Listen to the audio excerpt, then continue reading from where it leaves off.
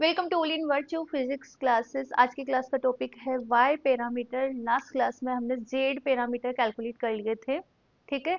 Similarly उसी तरह से हम आज वाई पैरामीटर कैलकुलेट करेंगे, ठीक है।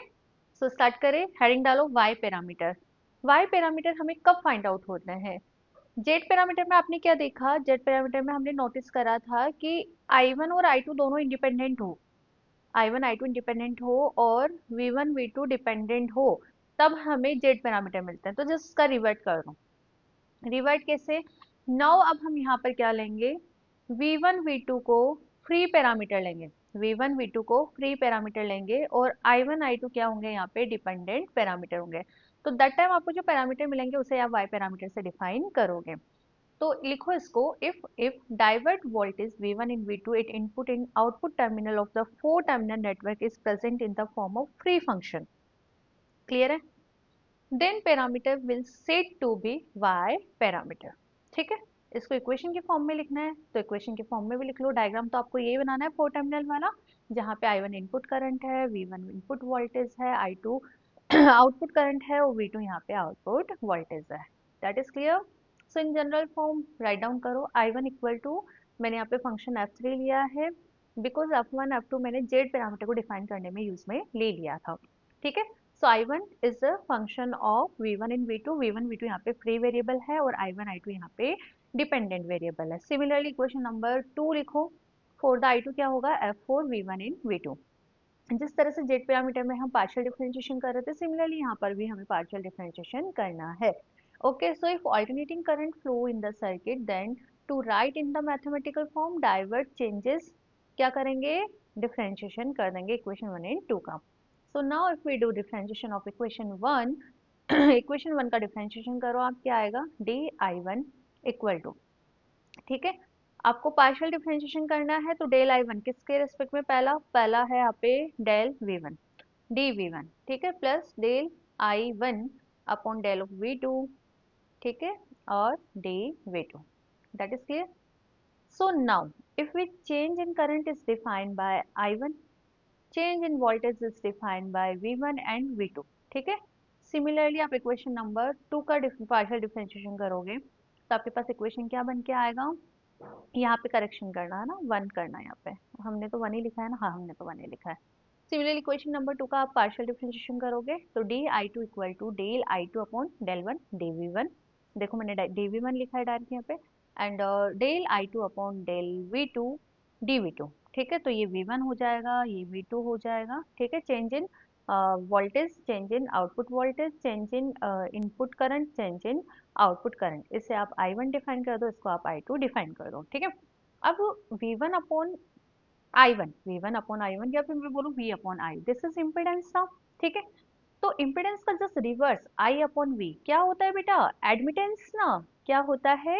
एडमिटेंस। तो यहाँ पे आप देख सकते हो del I1 upon del V1 है, del I1 upon del V2 है, del I2 upon del V1 है। इट मीन ये जो टर्म्स है ये किस चीज को रिप्रेजेंट कर रही है? एडमिटेंस को रिप्रेजेंट कर रही है।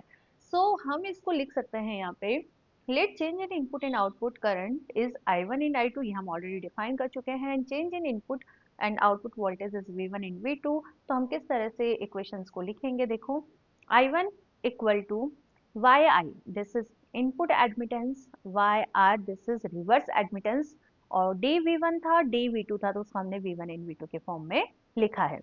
Similarly I two equal to Y F, ये रिप्रेजेंट कर रहा है फॉरवर्ड एडमिटेंस को, V one plus Y output V two, it mean this is output admittance. तो इस तरह से हमने देखा कि Y I, Y R, Y F और वाई ओ हमें फाइंड आउट हो रहे हैं जब हम यहाँ पर V one and V two को फ्री वेरिएबल लेके चल रहे हैं। इन वेरिएबल्स को ही हम यहाँ पे वाई पैरामीटर्स बोलते हैं। क्या बोलते हैं इनको? Y parameters. डिफाइन कर दो जल्दी से कि वाई आई क्या है, वाई आर क्या है, वाई एफ क्या है, वाई ओ क्या है। सो सबसे पहले हमने वाई आई डिफाइन करा, जिसे हम वाई वन वन भी बोलते हैं, which is del I one upon del V one. तो यहाँ पे वी टू क्या है? आपका जीरो है। इट मीन ये डिफाइन कर रहा है कि आपका जो आउटपुट सर्किट है वो क्या है? शॉर्ट सर्किट है। तो इसे हम बोलेंगे input admittance when output terminal are short, ठीक है। इस तरह से आपको इसको डिफाइन करना है। नाउ वाई आर डिफाइन करो। वाई आर को हम बोलते हैं Y one two, which is del I one upon del V two, it mean I one upon V two. तो यहाँ पे वी वन क्या है, 0, इट मीन आप क्या बोलोगे, इनपुट टर्मिनल शॉर्ट है यहाँ पर। ठीक है, तो this is the reverse admittance when output terminal are short. Output terminal नहीं होगा यहाँ पे लिखो आप इनपुट टर्मिनल, करेक्ट करना इसको। ठीक है, next is y21, this is the forward admittance and del I2 upon del V1, तो I2 upon I1, I2 upon V1 and V2 यहाँ पे 0 है, इट मीन आपका जो आउटपुट टर्मिनल है वो क्या होएगा, शॉर्ट होएगा। That is clear.